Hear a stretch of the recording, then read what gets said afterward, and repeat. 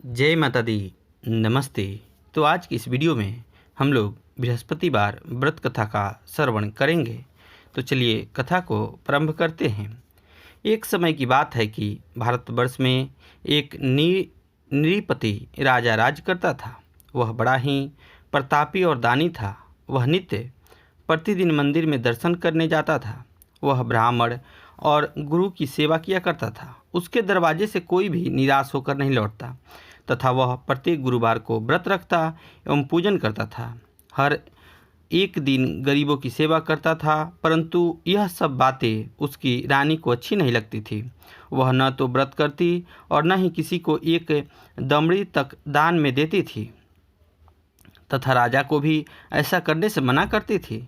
एक समय की बात है, राजा तो शिकार खेलने वन को गए थे। घर पर रानी और दासी थी।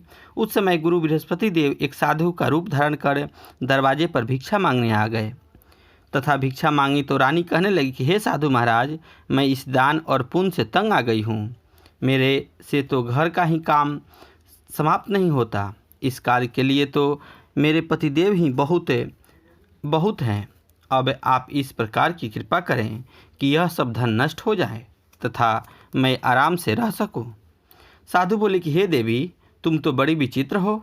संतान और धन से कोई दुखी नहीं होता, इसको सभी चाहते हैं। पापी भी पुत्र और धन की इच्छा करते हैं। अगर आपके पास अधिक धन है तो भूखे मनुष्यों को भोजन कराओ, प्याऊ लगाओ, ब्राह्मण को दान दो, धर्मशाला बनाओ, कुआं, तालाब, बावड़ी, बाग बगीचा आदि का निर्माण कराओ, निर्धन मनुष्यों की कुंवारी कन्याओं का विवाह कराओ, अनेकों यज्ञ आदि कर्म करो। इस प्रकार सत्कर्मों से आपका कुल और आपका नाम लोक परलोक में सार्थक होगा एवं स्वर्ग की प्राप्ति होगी।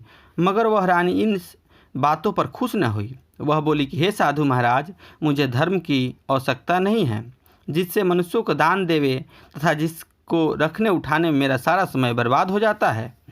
साधु ने कहा कि हे देवी, तुम्हारी ऐसी इच्छा है तो ऐसा ही होगा। मैं जैसा बतलाता हूँ वैसा ही करना। बृहस्पतिवार के दिन घर को गोबर से लीपना, अपने केशों को धोना, शाम को स्नान करना, राजा से कहना वह हजामत बनवाए, भोजन में मांस आदि खाना, कपड़ा धोबी के यहाँ धुलवाने डालना। इस प्रकार 7 बृहस्पतिवार करने से तुम्हारे सब धन नष्ट हो जाएंगे। ऐसा कह साधु महाराज वहाँ से अंतर्ध्यान हो गए। रानी ने साधु के कहने के अनुसार वैसा ही किया। 3 बृहस्पतिवार ही बीते थे कि उसका सब धन नष्ट हो गया और भोजन के लिए वे दोनों समय तरसने लगे, सांसारिक भोगों से दुखी रहने लगे। अब वह राजा अपनी रानी से कहने लगा कि तुम यहाँ पर रहो, मैं दूसरे देश को जाऊंगा, क्योंकि यहाँ पर मुझे सभी जानते हैं, इसलिए यहाँ पर कोई कार्य भी नहीं कर सकता हूँ। देश चोरी परदेश भीख बराबर है। ऐसा कहकर राजा परदेश चला गया। वह जंगल में जाता, लकड़ी काट कर लाता और शहर में बेचता था। इस तरह जीवन व्यतीत करने लगा। इधर राजा के घर रानी और दासी दुखी रहने लगी। किसी दिन भोजन मिलता और किसी दिन जल पीकर ही रह जाती। एक समय रानी और दासी को 7 रोज बिना भोजन के व्यतीत हो गए तो रानी ने अपनी दासी से कहा, यहाँ पास ही के नगर में मेरी बहन रहती है, वह बड़ी ही धनवान है। तू उसके पास जा और वहाँ से 5 सेर बेजर मांग ला, जिससे कुछ समय के लिए गुजर हो जाएगी। इस प्रकार रानी की आज्ञा पाकर दासी उसकी बहन के पास गई। रानी की बहन उस समय पूजन कर रही थी, क्योंकि उस रोज बृहस्पतिवार था। दासी ने उससे कहा, मुझे तेरी बहन ने भेजा है, 5 सेर बेजर दे दो। इस प्रकार दासी ने बार बार कहा, परंतु रानी ने कुछ उत्तर नहीं दिया, क्योंकि वह उस समय बृहस्पतिवार की कथा सुन रही थी। इस प्रकार दासी को जब किसी प्रकार उत्तर नहीं मिला तो बहुत दुखी हुई एवं क्रोध भी आया। तुरंत ही वह लौट गई और अपने गांव रानी के पास जाकर बोली कि हे रानी, तुम्हारी बहन बहुत बड़ी अभिमानी है। वह छोटे मनुष्यों से बात नहीं करती। जब मैंने उससे कहा तो उसने कोई उत्तर नहीं दिया। मैं वापस चली आई। रानी बोली कि हे दासी, इसमें उसका कोई दोष नहीं है। जब बुरे समय आते हैं तब कोई सहारा नहीं देता। अच्छे बुरे का पता आपत्ति में ही लगता है। जो ईश्वर की इच्छा होगी वही होगा।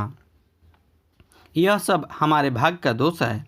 उधर उससे रानी ने देखा कि मेरी बहन की दासी आई थी, परंतु मैंने उससे नहीं बोली, इससे वह बहुत दुखी हुई होगी।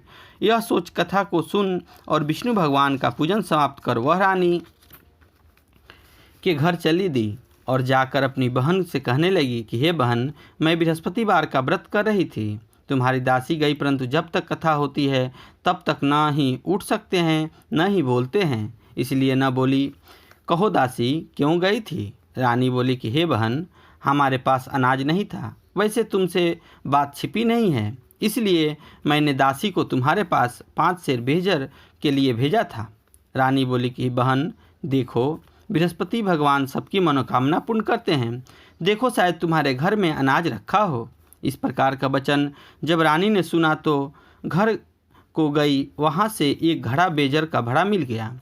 तब तो रानी और दासी को बहुत खुशी हुई और दासी कहने लगी कि हे रानी, वैसे हमको यह अनाज न मिलता तो हम रोज ही भूखे रह के व्रत करते रहते। अगर इनसे व्रत की विधि और कथा पूछ ली जाए तो उसे हम भी किया करेंगे।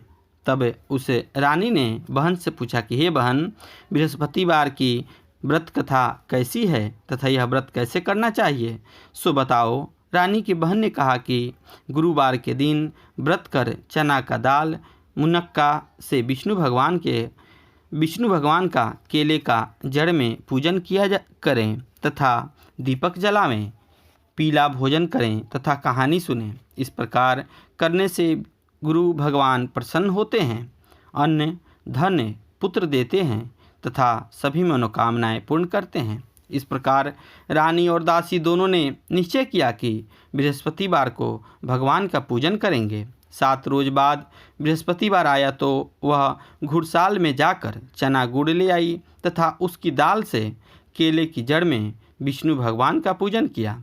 अब भोजन पीला कहाँ से आवे, बेचारी बड़ी दुखी हुई, परंतु उन्होंने व्रत किया था, इस कारण गुरु भगवान प्रसन्न थे। 2 थाली में सुंदर भोजन लेकर आए और दासी को देकर बोले कि हे दासी, यह तुम्हारे और रानी के लिए भोजन है, तुम दोनों करना। दासी भोजन पाकर बड़ी प्रसन्न हुई और रानी से बोली कि चलो रानी जी भोजन कर लो। रानी को इस विषय में कुछ पता नहीं था, इसलिए वह बोली कि तू ही भोजन कर, क्योंकि तू ही हमारे व्यर्थ में हंसी उड़ाती है। दासी बोली कि एक महात्मा भोजन दे गया है। रानी कहने लगी कि वह भोजन तेरे लिए ही दे गया हो है, तू ही भोजन कर। दासी ने कहा कि महात्मा, हम दोनों को 2 थालों में भोजन दे गया है, इसलिए हम और तुम दोनों ही साथ में भोजन करेंगे। इस प्रकार रानी और दासी ने गुरु भगवान को नमस्कार कर भोजन प्रारंभ किया तथा अब वह प्रत्येक बृहस्पतिवार को गुरु भगवान का व्रत और विष्णु भगवान का पूजन करने लगी।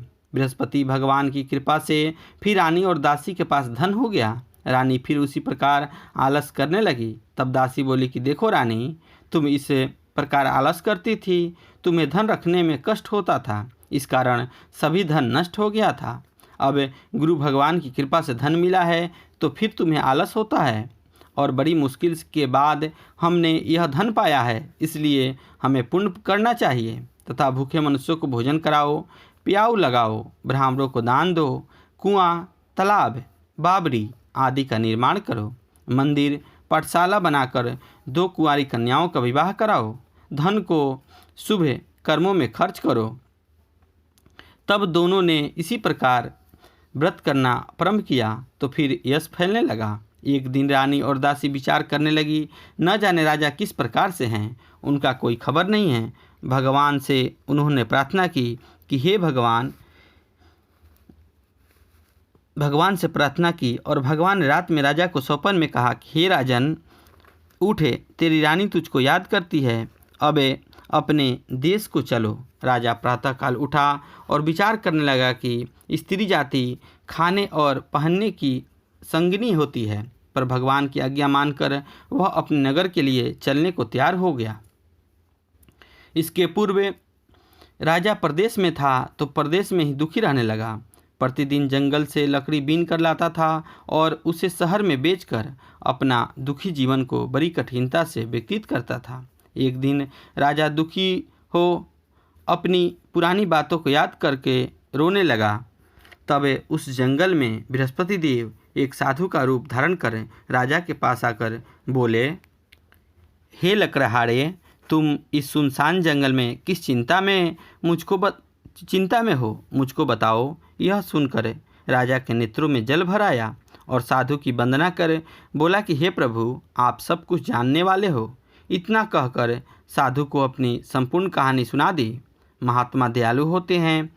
उससे बोले कि हे राजा, तुम्हारी स्त्री ने बृहस्पति देव का अनादर किया था, जिस कारण तुम्हारी यह दशा हुई। अब तुम किसी प्रकार की चिंता मत करो, भगवान तुम्हें पहले से अधिक धनवान करेगा। देखो, तुम्हारी स्त्री ने गुरुवार का व्रत प्रारंभ कर दिया है और तुम मेरा कहना मानकर बृहस्पतिवार का व्रत करके चने की दाल एक लोटे में डालकर केले की जड़ की पूजन करो। फिर कथा कहो और सुनो, भगवान तेरी सब मनोकामनाओं को पूर्ण करेंगे। साधु की प्रसन्नता देखकर राजा बोला कि हे प्रभु, मुझे लकड़ी बेचकर इतना पैसा नहीं मिलता जिससे भोजन के उपरांत कुछ बचा सकूं। मैंने रात्रि स्वप्न में अपनी रानी को व्याकुल देखा है। मेरे पास कुछ भी नहीं जिससे उसकी खबर मंगा सकूं, और फिर कौन सी कहानी कहूं, यह मुझको कुछ भी मालूम नहीं। साधु ने कहा कि हे राजा, किसी बात की चिंता मत करो। बृहस्पति के दिन रोजाना की तरह लकड़ियाँ लेकर शहर को जाओ। तुम रोज से दुगुना धन प्राप्त होगा, जिससे तुम भली भांति भोजन कर लोगे तथा बृहस्पति देव की पूजा का सामान भी आ जाएगा। और बृहस्पति की कहानी इस प्रकार से है, सो ध्यानपूर्वक सुनो। प्राचीन काल में एक राजा था। वह बहुत निर्धन था। उसके कोई भी संतान नहीं थी। उसकी स्त्री बहुत मलिनता के साथ रहती थी। वह स्नान न करती, किसी देवता का पूजन न करती। प्रातःकाल उठते ही सर्वप्रथम भोजन करती थी, बाद कोई कार्य करती थी। इससे ब्राह्मण देवता बड़े दुखी रहते थे। बेचारे बहुत कहते, किंतु उनका कोई परिमाण न निकला।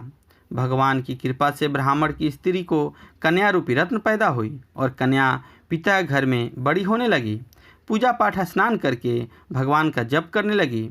बृहस्पतिवार का व्रत करने लगी। पूजा पाठ को समाप्त कर स्कूल जाती तो अपनी मुट्ठी में जौ भर कर ले जाती और पाठशाला के मार्ग में डालते जाती। तब ये जो जौ सोने के हो जाते थे। लौटते समय उसको बीन कर घर ले जाती थी। एक दिन वही बालिका सूप में उन सोने के जौ को फटक रही थी। उसके पिता ने देखा और कहा कि हे बेटी, सोने के जौ को फटकने के लिए सोने का सूप होना चाहिए। दूसरे दिन गुरुवार था। इस कन्या ने व्रत रखा। बृहस्पति देव से प्रार्थना करके कहा कि हे प्रभु, मैंने आपकी पूजा सच्चे मन से की है, तो मेरे लिए सोने का सूप दो। बृहस्पति देव ने उसकी प्रार्थना स्वीकार कर ली। रोजाना की तरह यह कन्या जौ फैलाती हुई जाने लगी। जब लौटकर बीन रही थी तो बृहस्पति देव की कृपा से सोने का सूप मिला और उसे वह घर ले आई और उसमें जौ साफ करने लगी। परंतु उसकी माँ का वही ढंग रहा। एक दिन की बात है कि वह कन्या सोने के सूप से जौ साफ कर रही थी। उसी समय शहर का राजपुत्र वहाँ से होकर निकला। कन्या को सोने का सूप से जौ फटकते देखकर मोहित हो गया। अपने घर जाकर भोजन तथा जल त्याग कर उतान हो लेट गया। राजा को जब इस बात का पता लगा, तब अपने प्रमुख मंत्रियों के साथ उसके पास गए और बोले कि हे पुत्र, तुम्हें किस बात का दुख है?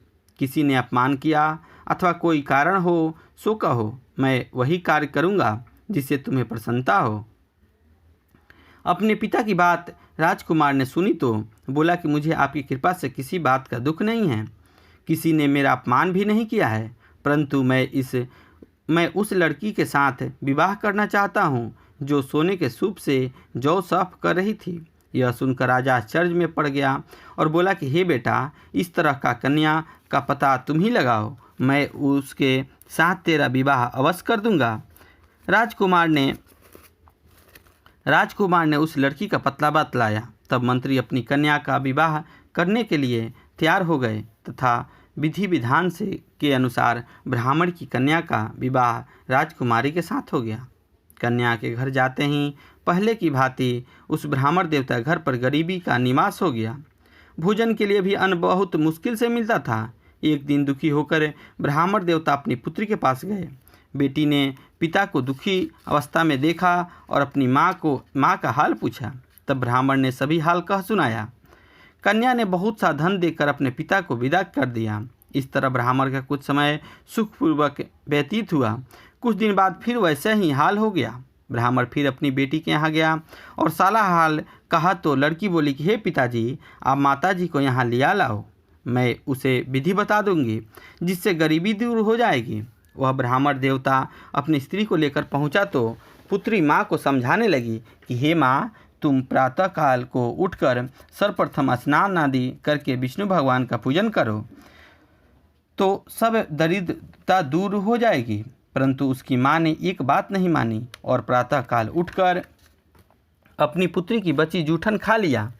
एक दिन उसकी पुत्री को भी बहुत गुस्सा आया और कोठरी में से सभी सामान निकालकर अपनी माँ को उसमें बंद कर दिया। प्रातःकाल उससे निकाल कर स्नान आदि कराकर पूजा पाठ करवाया तो उसकी माँ की बुद्धि ठीक हो गई। आप फिर प्रत्येक बृहस्पतिवार को व्रत करने लगी। इस व्रत के प्रभाव से उसकी माँ भी बहुत धनवती तथा पुत्रवती हो गई। बृहस्पतिवार के प्रभाव से सभी स्वर्ग को प्राप्त हुए तथा वह ब्राह्मण भी सुखपूर्वक इस लोक को भोग कर स्वर्ग को प्राप्त हुआ। इस कहानी को कहकर साधु देवता वहाँ से लोप हो गए। धीरे धीरे समय व्यतीत होने पर बृहस्पति का दिन आया। राजा जंगल में लकड़ी काटकर किसी शहर में बेचने गया। उसे उस दिन और अधिक पैसा मिला। राजा ने चना, गुड़ आदि लाकर व्रत किया। व्रत के प्रभाव से उसके कलेश दूर हो गए। परंतु जब दोबारा गुरुवार आया तो बृहस्पति व्रत करना भूल गया। इस कारण बृहस्पति भगवान बहुत नाराज हो गए। उस दिन नगर के राजा ने विशाल यज्ञ का आयोजन किया था। हर्ष में यह घोषणा कर दी कि कोई भी मनुष्य अपने घर में भोजन न बनावे, न आग जलावे। समस्त जनता मेरे यहाँ भोजन करने आवे। इस आज्ञा को जो न मानेगा उसको फांसी की सज़ा दी जाएगी। इस तरह की घोषणा संपूर्ण नगर में कर दी गई। राजा के आज्ञानुसार शहर के सभी लोग भोजन करने गए, लेकिन लकड़हारा कुछ देर से पहुंचा। इसलिए राजा उसको साथ घर लिवा कर ले गए और बैठाकर भोजन करा रहे थे कि रानी की दृष्टि खूंटी पर पड़ी जिस पर उसका हार लटका हुआ था। वहाँ पर दिखाई न दिया। रानी ने निश्चय किया कि मेरा हार इस मनुष्य ने चुरा लिया है। उसी समय सिपाहियों को बुलाकर उसको जेल खाने में डलवा दिया। जब वह राजा जेल खाने में गया तो बहुत दुखी होकर विचार करने लगा कि न जाने कौन से पूर्व जन्म की कर्म से मुझे यह दुख प्राप्त हुआ। उस साधु की बात याद करने लगा जो कि जंगल में मिला था। उस समय तत्काल बृहस्पति देवता प्रकट होकर बोले कि इसी कारण तेरे लिए दुख प्राप्त हुआ है। अब चिंता मत कर। बृहस्पति के दिन जेल खाने के दरवाजे पर 4 पैसे पड़े मिलेंगे। उससे तू बृहस्पति देव की पूजा करना, तेरे सभी कष्ट दूर हो जाएंगे। बृहस्पति के रोज उसे 4 पैसे मिले जिससे उसने पूजा की। उसी रात्रि को बृहस्पति देव ने उस नगर के राजा के स्वप्न में कहा कि हे राजन, तुमने जिस आदमी को जेल खाने में बंद कर दिया है वह निर्दोष है, उसे छोड़ देना। रानी का हार खूंटी पर लटका हुआ है। अगर तू ऐसा नहीं करेगा तो तेरा राज नष्ट कर दूंगा। रात्रि में ऐसा स्वप्न देख कर राजा प्रातःकाल उठा और खूंटी पर टंगा हार देकर लकड़हारे से क्षमा मांगी तथा राजा के योग्य सुंदर वस्त्र आभूषण को देकर विदा किया। गुरुदेव की आज्ञानुसार वह अपने नगर की ओर चल पड़ा। जब राजा नगर के समीप पहुंचा तो उसे बड़ा आश्चर्य हुआ। नगर में पहले से अधिक बाग और कुएं तथा बहुत सी धर्मशालाएं बन गई थी। राजा ने पूछा कि यह सब किसने बनवाए? नगर के सब लोगों ने कहा रानी ने। यह सब सुनकर राजा को बड़ा आश्चर्य हुआ और गुस्सा भी आया। जब रानी ने राजा को लौटने की खबर सुनी तो दासी को कहा कि हे दासी, देख राजा हमको कितनी बुरी हाल में छोड़कर गए थे। वे हमारी यह हालत देखकर कहीं लौट न जाए, इसलिए तू दरवाजे पर ही खड़ी रहा।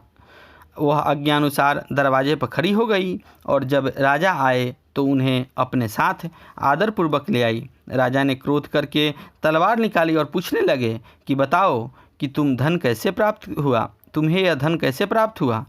तब रानी ने कहा हमें यह सब धन बृहस्पति देव के व्रत के प्रभाव से प्राप्त हुआ है। राजा ने निश्चय किया कि 7 रोज बाद तो बृहस्पति देव की पूजा करते हैं, परंतु मैं दिन में 3 बार कहानी कहूँगा और रोज व्रत करूँगा। अब हर समय राजा के दुपट्टे में चने की दाल बंधी रहती और दिन में 3 बार कहानी कहता। एक दिन राजा ने विचार किया कि चलो अपनी बहन के यहाँ से हो आवें। इस तरह निश्चय कर राजा घोड़े पर सवार होकर अपनी बहन के यहाँ चल दिया। मार्ग में कुछ आदमी मुर्दा लिए जा रहे थे। किसी और को न देख राजा उन्हीं लोगों को रोक कर कहने लगा, भाइयों, मेरे बृहस्पति देव की कथा सुन लो। वे बोले कि लो, हमारा तो आदमी मर गया है और इसे कथा की पड़ी है। परंतु कुछ ने कहा कि अच्छा कहो, हम तुम्हारी कथा सुनेंगे। राजा ने दाल निकाली और कथा कहने लगा। जब थोड़ी कथा हुई तो मुर्दा हिलने लगा और कथा समाप्त होते ही राम राम कहते हुए खड़ा हो गया। आगे मार्ग में राजा को एक किसान खेतों में हल चलाता मिला। राजा ने उसे देखा तो कहा कि अरे भाई, जरा मेरी बृहस्पति देव की कथा सुन लो। किसान बोला कि जब तक तेरी कथा सुनूंगा तब तक 4 हरया जोत लूँगा। जा अपनी कथा किसी और को सुनाना। निराश हो राजा आगे बढ़ा। राजा के जाते ही किसान का बैल पछाड़ खाकर गिर गया और किसान के पेट में भयंकर दर्द होने लगा। उसी समय किसान की माँ रोटी लेकर आई और उसने जब यह हाल देखा तो अपने पुत्र से सब हाल पूछा। जब बेटे ने सभी हाल कह दिया तो बुढ़िया दौड़ी दौड़ी उस राजा के पास पहुंची और उससे बोली कि भैया, मैं तेरी कथा सुनूंगी, तू अपनी कथा मेरे खेत पर ही चल कर कहना। बुढ़िया की बात सुनकर राजा ने उसके खेत पर जाकर कथा कही, जिससे सुनते ही किसान का बैल खड़ा हो गया और उसके पेट का दर्द भी बंद हो गया। बाद में राजा अपनी बहन के घर पहुंचा। बहन ने भाई की खूब मेहमानी की। दूसरे रोज प्रातःकाल राजा उठा तो सब लोगों ने भोजन कर लिया। तो मेरी बृहस्पति की कथा सुन ले। बहन बोली कि हे भैया, पहले यहाँ लोग भोजन करते हैं, बाद में अपना काम करते हैं। अगर कोई पड़ोस में हो तो देख कर आती हूँ। ऐसा कहकर देखने चली गई, परंतु उसे कोई व्यक्ति नहीं मिला जिसने भोजन न किया हो। अंत में एक कुम्हार के घर पर गई जिसका लड़का बीमार था। उसे मालूम हुआ यहाँ 3 रोज किसी ने भोजन नहीं किया है। रानी ने भाई की कथा सुनने के लिए कुम्हार से कहा तो तैयार हो गया। राजा ने बृहस्पति की कथा कही, जिससे सुनकर उसका लड़का ठीक हो गया। एक रोज राजा ने अपनी बहन से कहा कि बहन, अब हम अपने घर जाएंगे, तुम भी तैयार हो जाओ। राजा की बहन अपनी सास से कही। सास बोली कि हाँ चली जा, परंतु अपने लड़के को मत ले जाना, क्योंकि तेरे भाई की औलाद नहीं होती है। बहन ने भाई से कहा कि हे भैया, मैं तो चलूँगी, परंतु कोई बालक नहीं जाएगा। राजा बोला कि जब बालक नहीं चलेगा तो तुम ही चलकर क्या करेगी। बड़े दुखी मन से राजा अपने नगर को आया। राजा ने अपनी रानी से कहा कि हम निर्वंशी राजा हैं, हमारा मुंह देखने का धर्म नहीं है और कुछ भोजन आदि नहीं किया। रानी बोली कि हे प्रभु, बृहस्पति देव ने हमें सब कुछ दिया है तो हमें औलाद अवश्य देंगे। उसी रात को बृहस्पति देव ने राजा को स्वप्न में कहा कि हे राजा, उठ, सभी सोच त्याग दे, तेरी रानी गर्भवती है। राजा को यह बात सुनकर खुशी हुई। 9 महीने में रानी के गर्भ से एक सुंदर पुत्र पैदा हुआ। तब राजा बोला कि हे रानी, स्त्री बिना भोजन के रह सकती है, लेकिन बिना कुछ कहे नहीं रह सकती। जब मेरी बहन आवे तो उसे कुछ मत कहना। रानी ने सुनकर हाँ कह दी। जब राजा की बहन ने यह शुभ समाचार सुना तो वह बहुत खुशी हुई तथा बधाई लेकर अपने भाई के यहाँ आई। तभी रानी ने कहा कि घोड़ा चढ़कर तो नहीं आई। राजा की बहन बोली, भाभी इस प्रकार न कहती तो तुम्हें औलाद कैसे मिलती।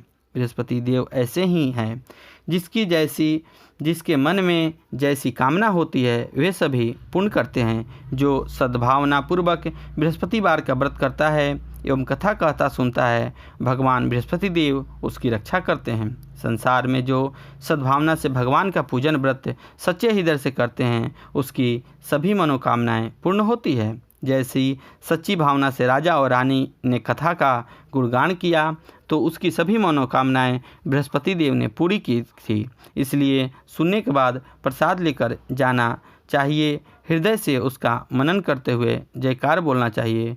बोलो बृहस्पति देव की जय, विष्णु भगवान की जय।